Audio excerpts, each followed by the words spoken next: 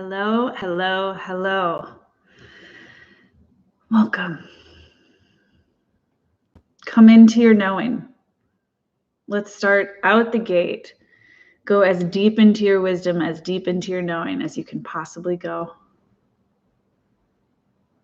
Feel the deep well of that knowing and sink all the way in. Don't wait. Don't hold back. Don't hesitate.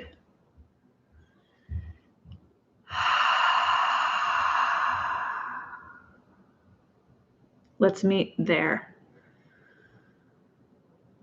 Let's meet in your knowing. Let's meet in your knowing that you came here for a reason. It is not an accident that you were alive at this time. Certainly not an accident that you're here with me. There's billions of people who are not here, but you are. So there's something here for you.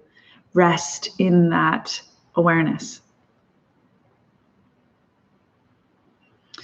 We're here today and all month to talk about sales.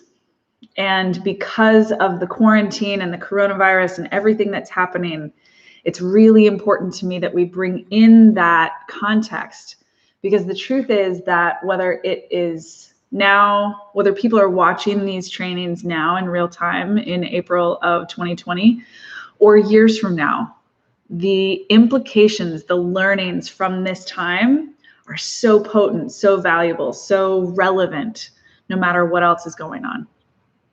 Because the truth is that people struggle to make sales, to close sales, to get into sales conversations.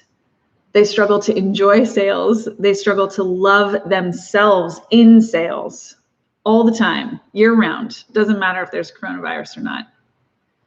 But the thing about the coronavirus is that it's sort of like it's turning up the volume on what actually matters. And really helping to turn down the volume on everything else. And that's a good thing. That's a really good thing. We want what matters to be driving while we're doing anything in our lives, okay? And the stuff that doesn't matter, it's a good thing for that to exit. So again, come into your knowing. Come into your knowing. Come back again into your knowing.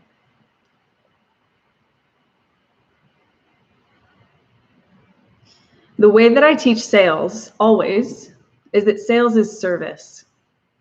I'm not interested in any other kind of sales. You can argue with me that there is another kind of sale.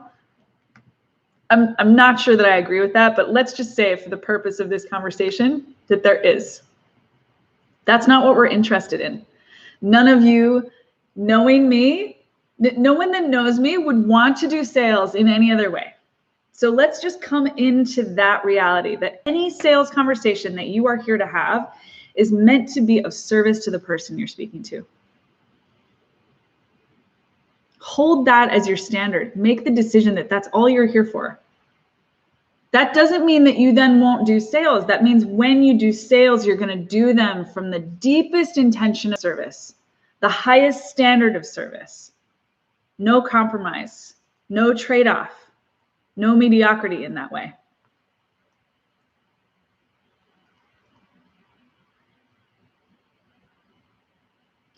The truth is that during this time when so many people are losing their jobs, losing their job security, their financial security, or the illusion of that security, it's waking people up to the truth of what's always been here, of what's always been the demand of our time, to master money, to master the energy of exchange, which is money. That hasn't changed. The stakes are just, again, it's like the contrast has been amped up. So the things that were gray are now black or white. And so we can see more clearly. So if whatever challenges you have around sales, this is the best time to resolve them, because that contrast has increased your awareness, but also the rest of the world about what matters, what service is, what's actually important to you, what's meant to come through you. There's a very practical piece too, which is that in the kind of extreme scenarios where the economy falls out from under us, those of us who have businesses are the best and most important contributors to keeping the economy going. So if you have a business, it's your responsibility to keep it going. And you can't do that if you're not making sales. Tell me where you're coming from. Tell me where this, like, is this coming up for you? You guys having the experience of somehow like feeling like you should do less sales rather than more? Use the chat to let me know where you guys are at with this, because that'll inform how I respond.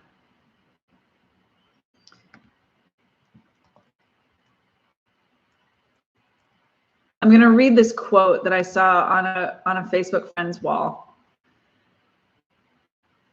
It's a quote about it was in a book, I believe, that Kenneth Cohen wrote about his teacher, an indigenous shaman. His name was Rolling Thunder. So Kenneth Cohen is talking about, Rolling Thunder said to me, if I continued training with him, he, Rolling Thunder, needed to be certain that I had enough core strength that negative forces, whether pressures from society or negative spirits, couldn't use me for their purposes. In other words, would I be motivated by love, by service, or could I be turned by what people call the dark side of the force? Could I be turned so that I would be using my gifts in service of ego or greed? Rolling Thunder said I would need to be tested in that way, and the test would not come from him. It would come from the spiritual realm. Well, my people, we are getting tested. This is our test. And I don't mean tested like graded. I mean, given the opportunity to grow, given the opportunity to get information, feedback about where we actually are, and use that to transform. So yes, contrast helps us see more clearly. Always, always. When we know what we don't want, we know what we do want, right? When we can see the edge, then we know how to change it. We know how to move it. We know where it is. If we don't know where it is, we can't do anything about it. Energetically, I'm feeling that I should do more, but then a guilty feeling sticks in that says I shouldn't profit at this time. I think that one's prevalent right now. This is like our most basic codependency. If someone is suffering, I should too. This is like, if someone's sick, I should be sick too. We don't do it as much with health though. We do with other things, in particular money.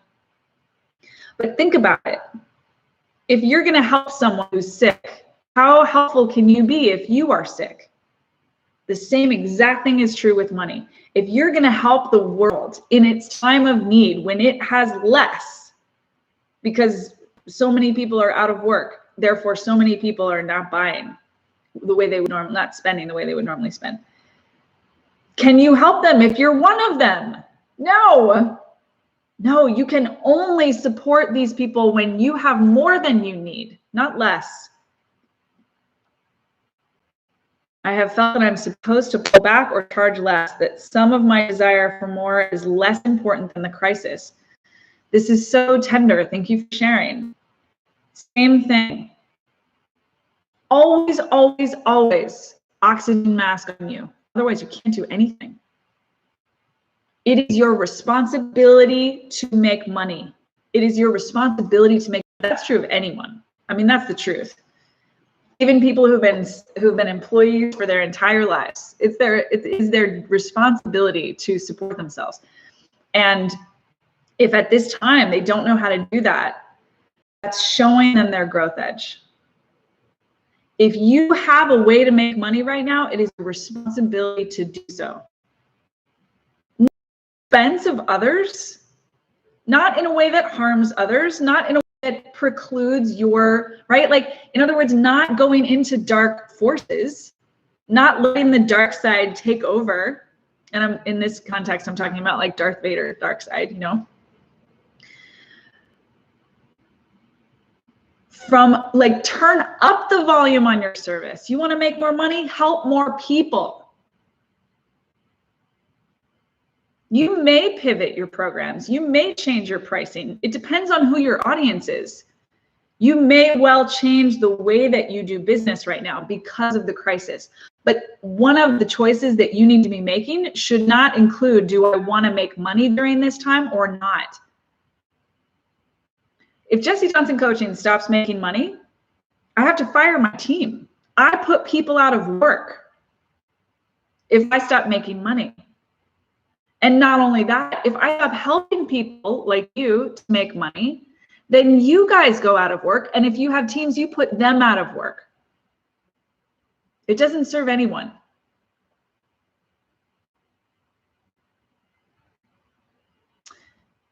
April, I don't know the name of the book. I just saw the quote on somebody's wall. There is a book by Kenneth Cohen. That's why I think it's from that book, but I haven't read the book. So I want to get real pokey. You guys ready for that? I really want to poke at any of your ideas that it would be helpful for you to have less. And this is a common thread. It's just, again, it's turned up right now. But this is the whole reason that I taught high school math for 12 years. I taught high school math for 12 years because in college, I figured out that I had white fucking privilege, unearned privilege. I had too much. I had more than I had earned. I had more than I deserved. And I felt bad about it. And I did not want to have anything else because I already felt too bad. I felt too guilty. How can I not, or what can I do to minimize this privilege? Oh, I can make less money. Let me make less money and let me do something that is of service. And P.S., I fucking love teaching math. I loved it. And it is of service. But the reason that I did it, that was fucked up. It was not true. I was martyring myself. I was sacrificing myself. And I was showing up out of integrity, manipulating the situation so that I could feel good about myself. Don't do that. I do not recommend it. Doesn't help anybody. So really interrogate, who does it serve for you to not make money? And I can hear you guys right now. The first response that I hear so often, and I have a feeling you guys are thinking this, is that if you sell something right now, you're taking money from someone else. That's never true, first of all. If you think that's true ever, that's a problem. You can't be of service and sell something if you feel like you're stealing. Where is that idea coming from? Right? Either it's a lie all the way and you got to clean it up, or you are actually stealing something and you need to stop. Stop stealing from people. Having a business doesn't mean stealing. Making money, making sales doesn't mean manipulating people. It doesn't mean harming people. If that's what you think it is, you can never have a business. You can never help anyone. You have to call bullshit on these ideas. Otherwise, they are taking over. Like little, just thought about when I was little, one of my nightmares came from this MacGyver episode. There was some episode where MacGyver and his photographer buddy went to, I don't know, somewhere where there were man-eating ants. And the photographer was stupid and got all up in there to take pictures of them, and they totally ate his body. Little bitty ants. Man-eating. I have no idea if there's actually man-eating ants, but of course, when I was like 6, I was terrified of being devoured by ants. That's what these ideas are. So when I say sales is service, that's not a placebo. That's a demand. That is a demand that you fucking get clean on the inside so that you know if someone pays you, they are going to benefit. You can't control them. You can't control that they do the work. You can't control what they do with the work. But you know absolutely that if they use what you are offering in the way that it's designed, right? Like I'm thinking about vacuum cleaners, same thing, right? If you use a vacuum cleaner to start hammering nails, you're going to break the vacuum cleaner. And if you go to the Miele Corporation to complain, I bought this $1,200 vacuum cleaner and it broke when I used it to hammer in a nail. Well, yeah, because you're not using it properly. That's not what it's made for. You want to do something with the vacuum that it's designed to do and it breaks, that's different. You have to be so clear about the truth of what you're offering, the value of what you're offering. And every single one of you that's here right now, I know you know that. Those of you that are saying hi, that are like showing up, I know who you are. I fucking know who you are. I know how good your work is. I know how good you are. I know how masterful you are. You are not dicking around. You are not fucking around. You are not manipulating people. You are not stealing from people. You are helping people. And people fucking need help right now. They need more help, not less. That's the other thing about this contrast knob that's getting turned up by the virus. People who have needed help for decades are seeing it now for the first time. Oh, fuck, I am lost. I am deeply confused. How do I come to terms with the reality that I cannot control everything in my life? I genuinely thought I could until now. Oh, fuck, we're gonna die. Yep. Oh, fuck, I could get sick. Yep. Oh, fuck, there's no actual job security. Correct. So what are you gonna do now? The people that are in the world struggling right now need you and your spiritual mastery and your healing technology and your creative influence and inspiration. More, not less. Who are you to withhold it from them? Who are you to go hide in a fucking cave?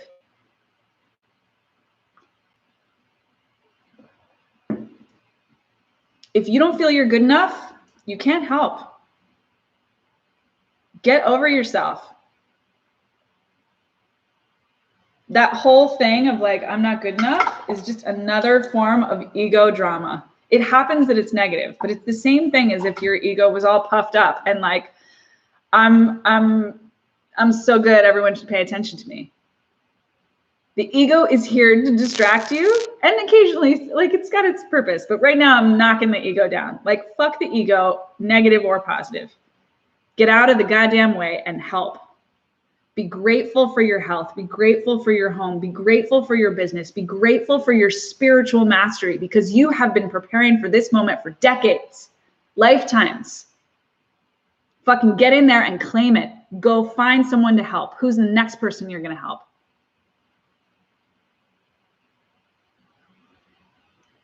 Yeah, who knew I was going to yell so much today?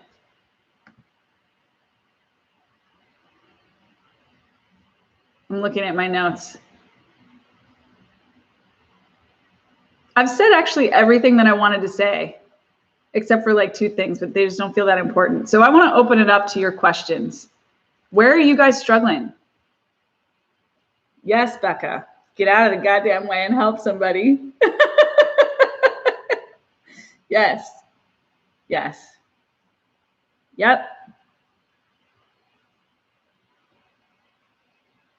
Where are you guys getting stuck? What's like, if you were to leave this YouTube live right now and go get on the phone, do you feel clear that you know who to call, you know who to help, you know what to offer them in order to help them, you know how much it costs, and you're prepared to hold them, you're prepared to receive the money that you charge?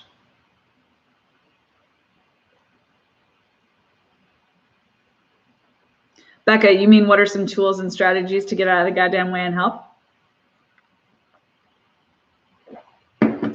You know this. So I'll explicitly teach this. I think some of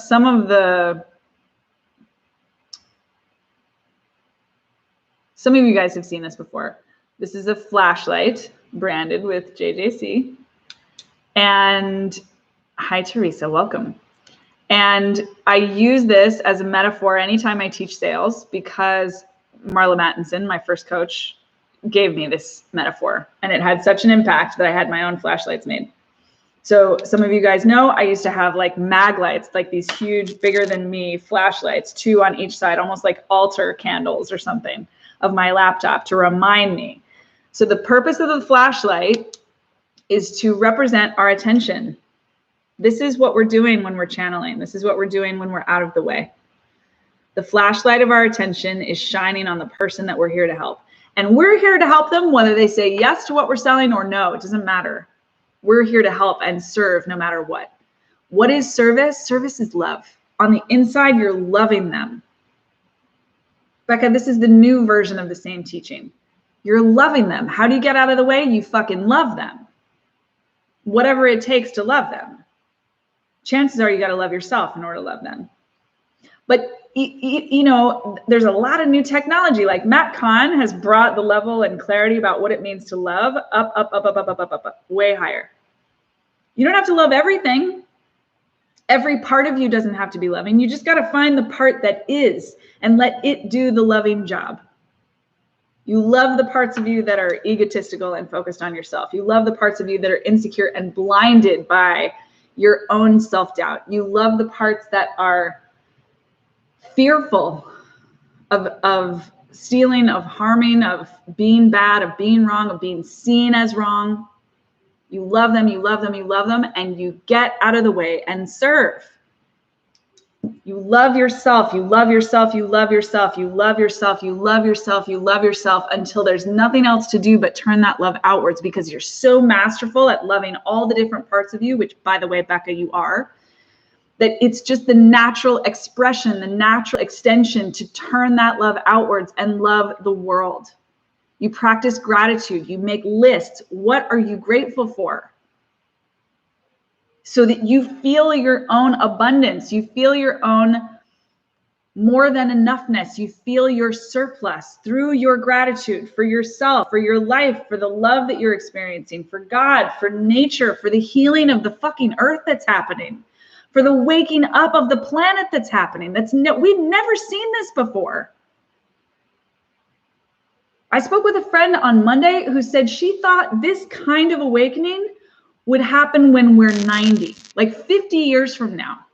We'd just be seeing the turning of it. All of a sudden, we've jumped timelines, or the timeline has sped up, and we're fucking here. People are waking up and they need guides and they need supports, and you are those guides. You are those supports. And if you're busy worrying about whether or not you're allowed to make money, whether or not you're good enough to make money, whether or not now is the time when you're permitted to make money, you can't help them because you're focused on yourself. Get your head out of your butthole and look at the world. What does the world need? I'm actually not trying to chastise you. I'm just trying to burn up whatever distractions there. You guys with me? You feeling this? This making sense? Yes, Becca, this is time. This is the time. I want you guys to really tune in. Like up until now, go with me here. Tell me if this makes sense to you, if you feel like this is also your story. My feeling is that up until now, wealth in general has been associated with fantasy, like Beyonce and Jay-Z and some rock star fantasy that like it's only for them, not for me. Or Wall Street and some concept of selling out. Like deep in our bones, especially if we were raised in America, especially if we were raised in the 80s, right? We watched corrupt government officials, corporations take over, sacrificing goodness and integrity for wealth. That was the model. What if at this time, the model flips? What if this is the time when wealth becomes associated with spiritual mastery? Who said that that is somehow like, that's not a possibility? Who said that the spiritual teachers of the world have to be poor? Nobody. Mother Teresa sold $100 million in books. Mother Teresa. Book sales. It's a lie. The truth is, it's always been a lie, but we've been manifesting it as a culture. We've been manifesting the lie as reality. The ones who are doing the most service work get paid the least. Partly because that's, New York City public schools just don't pay teachers that much because the government doesn't allocate funds in that way. But also because the artists and spiritual teachers don't fucking ask for what they're worth. And when the going gets tough, they sell out. If you're not selling, you're selling out. If you are not selling your biggest, brightest, best gifts right now, you are selling out on yourself, on your life purpose, on your mission. What did you come in here for? Why have you been preparing for all this time? If not to help people right now. If you have so much money that you can afford to help people for free, like if you're independently wealthy and you don't need to make money, okay, that's not a business, but that's fine. But most of you, this is your work. This is your career. This is not just like a hobby. This is not just a free giveaway. This is not a party that you throw once a year. This is your life purpose. Show the fuck up.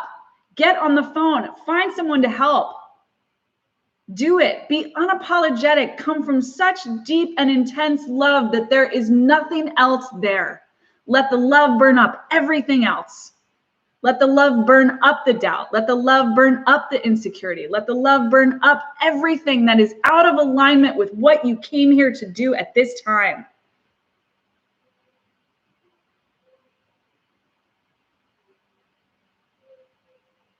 That's my best thing to offer you today. I believe in you all so much, and I love you all so much. And I always know the intensity that comes through me is a mirror reflection of the resistance that's in the room. So when the volume of my voice turns up, it's like to counter, to like kind of go into it, like head to head. Like I will not be cowed by your fear and doubt. I won't do it. And if that fear and doubt in the room starts to creep up, I'm like, oh, I got you, girl. I can always get louder. I can always get more intense. Fight for yourself. This tone that comes through me, it's not coming from resentment. It's not coming from anger. It is fierce. It is fiery. It's coming from love. It's coming from love. This is also love. I am fighting for you to come up at this time when if you don't come up, you're going to fall fucking down. That's the other thing about the contrast. It is polarizing everything. So if you don't step up and in, you will fall down and out. And then how can you help?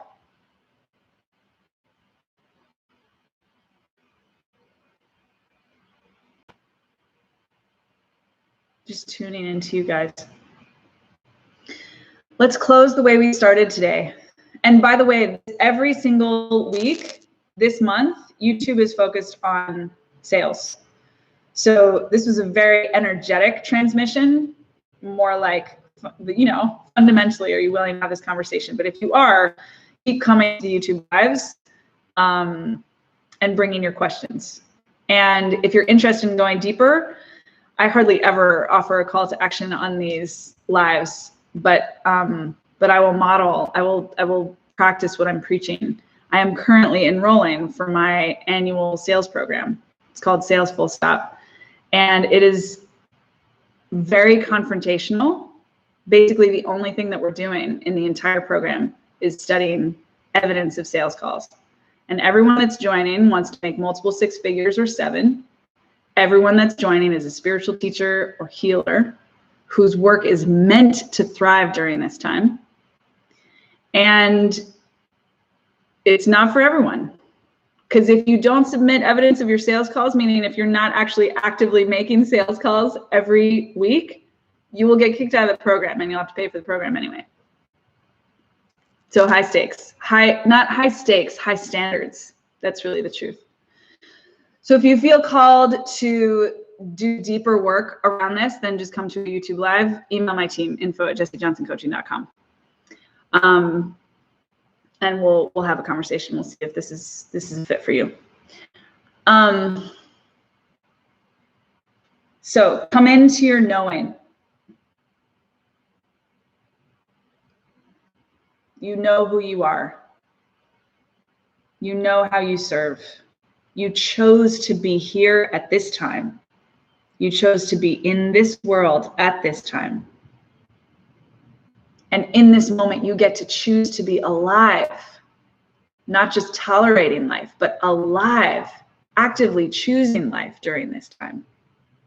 What does it look like for you to lean into your knowing, to rest into your knowing, to deepen in your ease as you expand, as you shine brighter, as you serve bigger, as you make more money, not less, more thriving, not less, more service, not less, more love, not less, more consciousness, not less, more freedom, not less, more beauty, not less, more appreciation and gratitude, not less, more understanding, not less, more compassion, not less, more generosity, not less. This is what's here for you. Claim it now, now, now, now. Ever and always, I am here celebrating and championing you. I know you can do this. It's what you're here for. It's what the world wants. Run out there and do it. I love you all so much. Take care, be healthy, stay in your heart, stay grateful, look for people to help. Loving you always, always, always.